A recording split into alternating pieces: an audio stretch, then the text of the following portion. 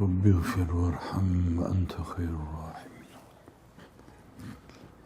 Ve bihi nesta'in ve bil Allahu unutturan nimet, nimet görünümlü bir nikmet, bir beladır. Dünya saltanatı bile olsa, Allah'ı unutturduğu dakikalar, saatler adedince, hafizanallah, başından aşağıya bela ve musibetler yağıyor demektir. Adım adım cehenneme doğru yürüyor demektir. Dünya saltanatı bir dakika onu unutturuyorsa, bir saat onu unutturuyorsa, ama gel gör ki günümüzde insanlar neyin nimet, neyin nikmet olduğunun farkında değiller. Bilemiyorlar. Dünya bütün ufuklarını kapamış. Allah'la kendi aralarında öyle bir husuf yaşıyorlar ki, kapkaranlık bir gece içindeler ama fakat farkında değiller. Sırtları güneşe dönük, yürüyorlar gölgelerine takılmış olarak. Dünya, dünya, dünya diye bestesi dünya, güftesi dünya. Hep dünya mırıldanıp duruyorlar. Saltanat, debdebe, takdir, alkış, ben deme. Cenab-ı Hak sizi böyle bir zift akıntısına sürüklenmeden muhafaza buyursun. Bugüne kadar belli ölçüde buyurdu. O buyurmalarını devam ettirsin inşallah. Bu da hüsnü zannım.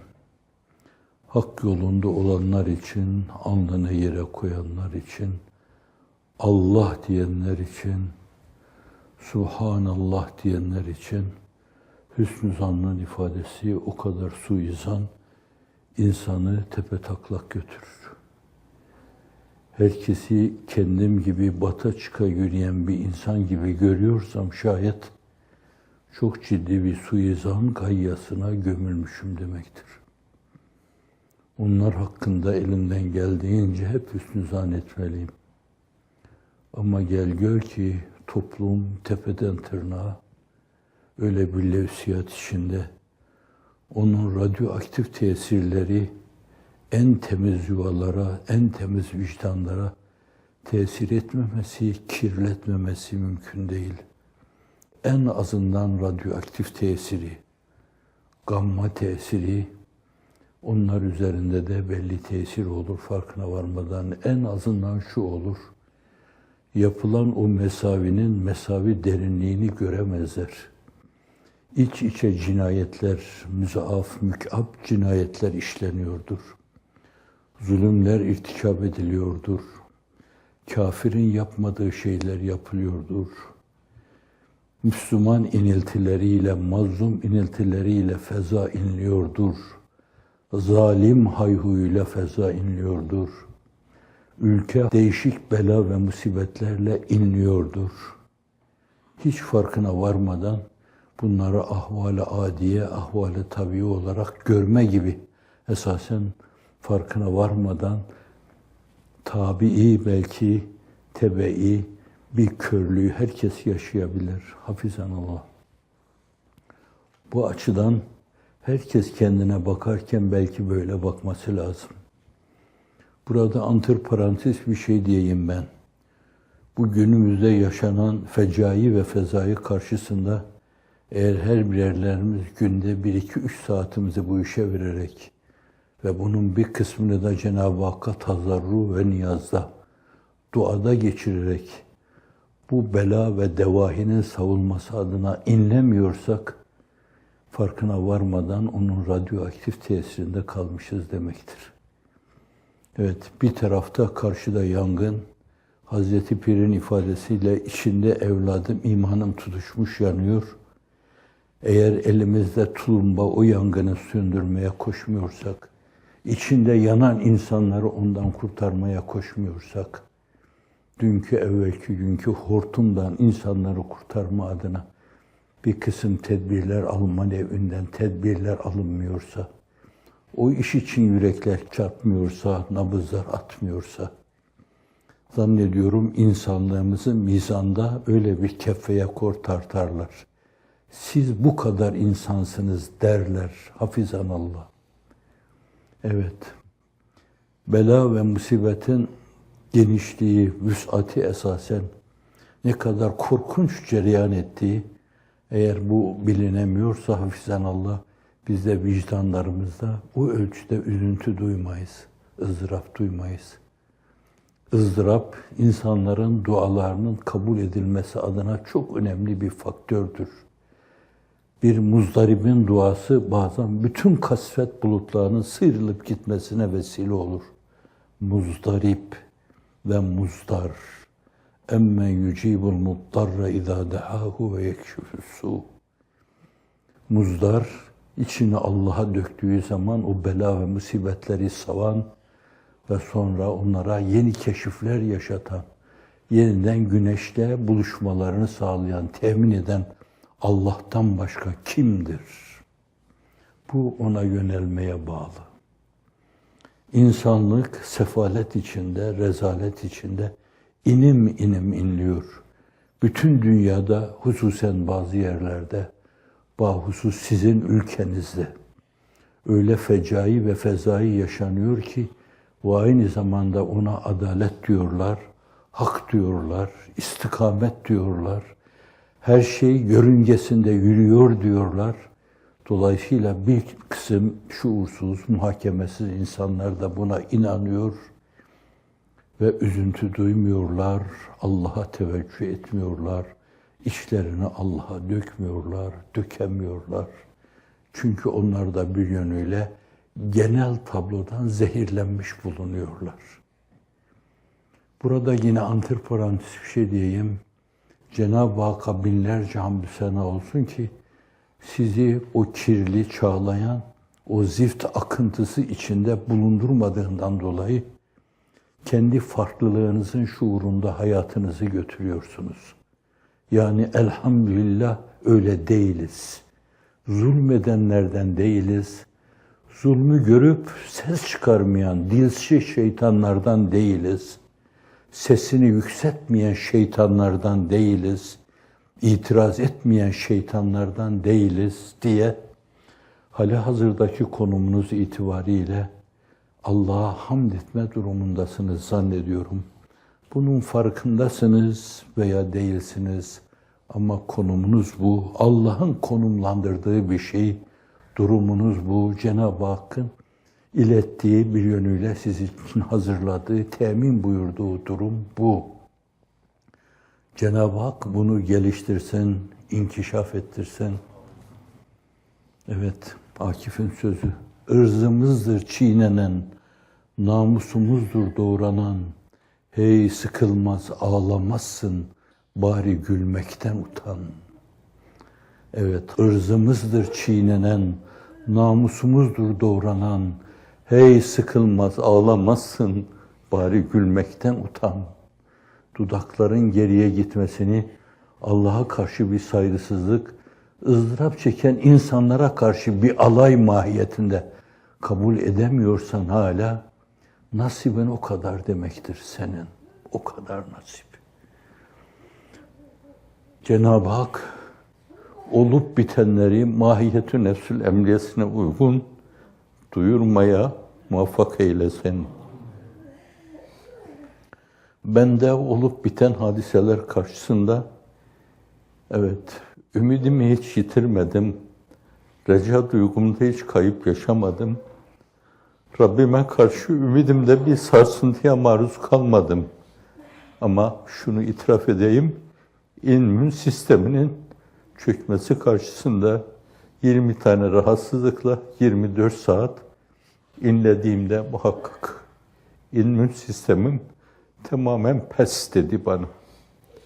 Ben artık bu kadar fecai ve fezai karşısında bir kısım vücuda musallat olan virüsler ve mikroplara karşı mukavemet edecek güçte değilim diyor bana her an, her dakika. İşte 10 dakika evvel de ayağıma refleksoloji ile alakalı takunyaları takmış, odanın içinde dolaşıyordum. Gidemem galiba, namaza gidemem, bu arkadaşlar huzuruna çıkamam diyordum. Fakat dişimi sıktım her şeye rağmen. Bu dünya, ahirette mutluluklara ulaşmanın koridoru, daha doğrusu o yukarıda bir şey olduğundan dolayı helezonudur. Dünya ne kadar deni olursa olsun, o âli makamlara insanları yükselten bir vesile, bir vasıtadır. Esma-i İlahi'nin tecelli ettiği bir yerdir. Cenab-ı Hakk'ın tanındığı, tanınması gerekli olan şeylerin tanındığı bir yerdir. Bu dünya öyle bir yerdir. Buraya takılıp kalanlar esasen bu vesileyi, vasıtayı ihmal ettiklerinden dolayı tamamen öbür tarafı karartmış olurlar. Ahirette kendilerine sonu gelmeyen bir küsuf yaşatmış olurlar. Şimdi burada insan kendi dertleriyle biraz evvel İnveç'in tahammülü açtığından dolayı arz ettim. Söylemek doğru değil. Ona karşı şikayet olur. Ama innema eşku bessi ve huzn ilallah, bir peygamber dağınıklığımı, tasamı sana arz ediyorum Allah'ım dediği gibi benimkini de öyle kabul etsin. Ama müminin işi sadece böyle kendi ızdırapları karşısında fasabrun cemil vallahul müstean ve la ma tasifun, sabrı cemil, yani innema eşku bessi ve huzn ilallah. Rabbi inni messeniyed dur ve ente erhamur rahimin. Bana zarar dokundu. La ilahe illa ente subhaneke inni kuntu minez zalimin. Ben zalimlerdenim Allah'ım, kendime zulmettim. Yunus İbni Metta. Bir insan kendi başına gelen şeyler karşısında haşa bunları virdi zeban etmesi, dilimin ucuna kadar geldi, mırıldanma, o tabirlere karşı saygısızlık olur diye durdum, tevakkuf yaşadım. Bunları virdi zeban etme, diline dolama mevzu şahsı adına güzel şeylerdir. Allah'a karşı arzı halde bulunma demektir. Ama bir de çevresinde olup biten biraz evvelki mülahazalar çerçevesinde bir yangın içinde imanın tutuşmuş yanıyor.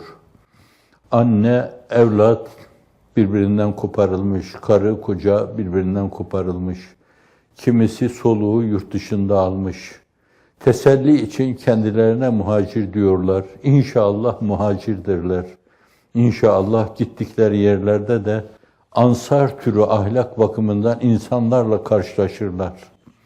Kendi ülkelerinde yediği tokat ve zılgıt, karşılaştığı insanlar sayesinde onu unuturlar inşallahü teala. Bir de böyle ızdırap içinde, elem içinde esasen kıvranan insanlar var. İşte insanlığın iftihar tablosu, bütün bu bela ve mesaibe maruz insanlar karşısında men lem yehtemme be emril müslimin feleyse minhum. Müslümanların dertleriyle dertlenmeyen, o dertleri paylaşmayan, onların yaşadığı şeyleri vicdanında derinlemesine duymayan onlardan değildir diyor. Yani hakiki manada Müslüman değildir diyor. O ızdırabı insan içinde duyması lazım. Bir yangın karşısında yanan insanın ızdırabını içinde duyması lazım. Sizin temel felsefeniz içine girmiş, kim tarafından sokulursa sokulsun.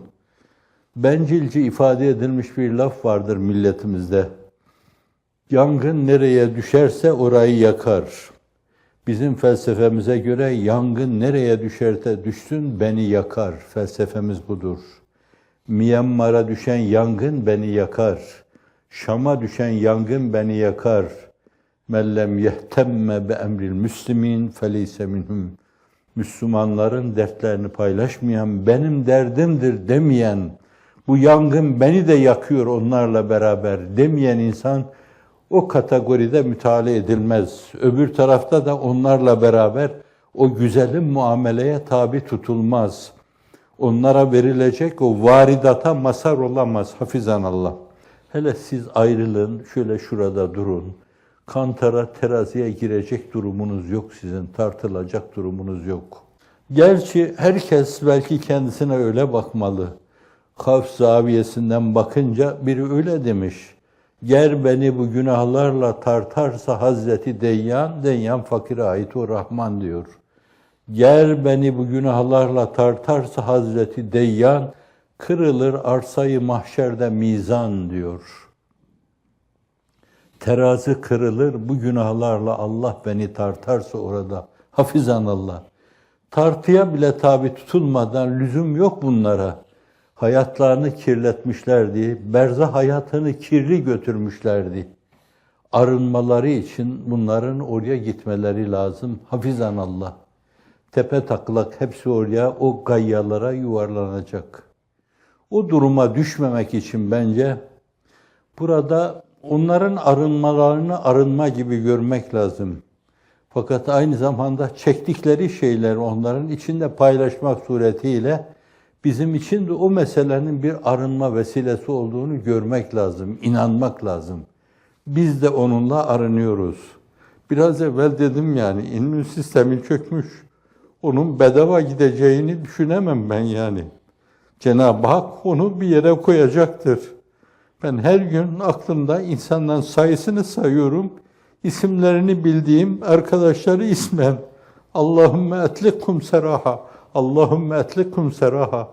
Allah'ım onları bir anda sürpriz ve heysu ma la aynun ra'at ve la üzün semiyat ve la hatar ala kalbi beşer. Sürpriz olarak Allah'ım salıver onları. Ali'yi salıver, Veli'yi salıver, falanı salıver. Hayatı içtimaiyedeki konumları itibariyle tanıdığım insanlar, onurlu yaşamış, iffetli yaşamış, izzetli yaşamış. Fakat orada kapı kulu gibi, halaik gibi olmayacak, belki onların bile maruz kalmayacağı şeylere maruz kalmış insanlar. İsmen bildiklerimi ismen alıyorum. Bilemediklerimi de diyorum ki sen biliyorsun ya Rabbi. Ente ta'lemuha, ente ta'lemuha. Etlikum seraha, etlikum seraha. Sürpriz olarak onları salıver. Salıver, benim şu hafakanlarımı da dindir. Artık taşıyamıyorum. Bu hafakanlarımı da dindir. Zalim zulme doymuyor. Hain hıyanete doymuyor. Bunun karşısında sessiz kalma, alakasız kalma, insanlık adına ciddi kayıp sayılır. Allah Resulü'nün sallallahu aleyhi ve sellem, kurban olayım, ifade buyurduğu şey odur zaten. O insanlık için, insanların öyle bir suyu akibete maruz kalmaması için Abdülkuddüs'ün ifadesiyle diyeceğim ben. O hüzün senesinde, yani boykottan sonra kendisine arka çıkan, sürekli kendisini fikren destekleyen, manen destekleyen, maddeten destekleyen Hatice-i Kübra mübarek annemiz, antiparantez, o annemiz bu hizmetle çok alakalı olduğunu bir ehli hak dostumuz söylemişti. Hatice validemiz Efendimiz'e soruyor, ya Resulallah nasıl görüyorsun bunları? Ben onlardan çok memnunum diyor. Arada anamız vasıtalık, vesilelik, tercümanlık yapıyor. Ben salatü selamlarımda anarken Ezva-i Tahirat, onu anmamayı ona karşı vefatsızlık sayıyorum. Hatice-i Kübra, kurban olayım sana. Allah nasip etse de kirli başımı senin ayaklarının altına koysam, anam. Evet. O ruhunun ufkuna yürüyor. Bir yönüyle tam inanmamış. Ona saygı duyuyor ama fakat tam inanmamış. Ebu Talib'i de kaybediyor. O seneye hüzün senesi, tasa senesi deniyor. O Allah Celle Celaluhu, Habibim sen çok üzgünsün. Bak o üzgünlüğü sana unutturacak değişik iltifatlarda bulunacağım diyor. Onu kendi huzuru kibriyasıyla şereflendiriyor. Bütün peygamberlerin makamlarından geçirerek, onlarla görüştürerek, meleği âlanın sakinleriyle buluşturarak huzuru kibriyasını alıyor. Cemali ba kemaliyle Kadı İyaz'ın beyanına göre şereflendiriyor. Kendisiyle bizzat konuşuyor. Namazı ümmeti Muhammed'e iletmek üzere ona emanet ediyor. Bu emaneti sen de onlara intikal ettir diyor. Fakat o Hz. Mesih oraya gittiyse kaldı orada. Başka peygamberler de ruhların ufkuna yürüdü, kaldılar orada. Fakat senin, benim, cihanın efendisi, hatta peygamberlerin de efendisi, efendiler efendisi, Miraç'ta ulaşılmayacak şeylere ulaştılar. Cennetin binlerce sene hayatı bir dakika rü'yeti cemaline mukabil gelmeyen Cenab-ı Hakk'ın cemali kemalini müşahede ufkuna ulaştılar. Rıza ufkuna ulaştılar. İltifatat-ı ilahiye ufkuna ulaştılar. Ama geriye döndü, insanlığı düşündü. Benim dünyaya dönmem lazım. Mekke dönemi, Bi'set-i Seniye'nin 8. senesi, hala çölde bazı kimseler sırt üstü yatırılıyor, üzerlerine taşlar konuyor. Bazıları çarmıha geriliyor, bazıları öldürülüyor orada. O bunları gördükçe yüreği yanıyor, fakat dönüyor. İnsanları buraya ulaştırmak için ne olursa olsun katlanma pahasına benim onların içine dönmem lazım dedi, geriye döndü. Abdülkuddus dedim. Diyor ki Hz. Muhammed öyle makamlara yükseldi ki Allah'a yemin ederim ben oraya ulaşsaydım vallahi billahi tallahi geriye dönmezdim. Al senin efendinin ufkunu ve başkalarının ufkunu mukayese yap. Başkaları için yaşama. Adanmışlık ruhuyla esas yaşatmak için yaşama. Sizin bundan başka antiparantez bir düşünceniz var mıydı? Yaşatma duygusundan başka bir düşünceniz var mıydı? Adanmışlık ruhundan başka bir mülahazanız var mıydı? Her yere ulaşalım, herkesin elinden tutalım. Gerçek insaniyet nedir? Herkese halle, temsille sergileyelim, teşhir ediyor gibi edelim. Bu sözün tesirinden, semavi bile olsa tesirinden daha müessirdir. Siz bu yolda yürüyordunuz, birileri bu mevzudaki çarkı ve düzeni yıkmak, kırmak için elinden gelen her şeyi yapıyor. Etek etek paralar döküyor, mahkemeler oluşturuyor, eşkıyalar oluşturuyor, insan kaçıran, gasp eden, paketleyen ve zulüm diyarını onları sevk eden yıkıcılar, tahripkarlar, onlar karşısında o mazlumiyet ve mağduriyete maruz kalanların dertlerini içinde paylaşmıyorsan, şayet onlarla o derdi paylaşmıyorsan, sen onlardan değilsin. Öbür tarafta sen hele şöyle kenarda dur. Onlar göreceklerini görecekler, alacakları mükafatı alacaklar denecek. Bu muhakkak, bunda kimsenin şüphesi olmasın. Çilesizlik ve ızdırapsızlık insana musallat olmuş bir güve gibidir. İnsanı er geç yer bitirir. Çilenin elini öpmek lazım, ızdırabı alnından öpmek lazım veya başımızı onun ayaklarının altına koymak lazım. ızdırap, ızdırap, ızdırap deyip inlemek lazım. Süfyan İbn-i Uyeyne'nin ifade ettiği gibi bazen bir muzdaribin duasıyla Allah bütün bir ümmeti, bir milleti bağışlar. Cenab-ı Hak bugüne kadar devam ettirdiğiniz halinize denk böyle bir mülahaza ile gönüllerinizi mamur kılsın. Virdi zebanınız olsun bu mülahazalar ve bu mülahazalarla kendisine kavuşmaya muvaffak eylesin. Vesselam.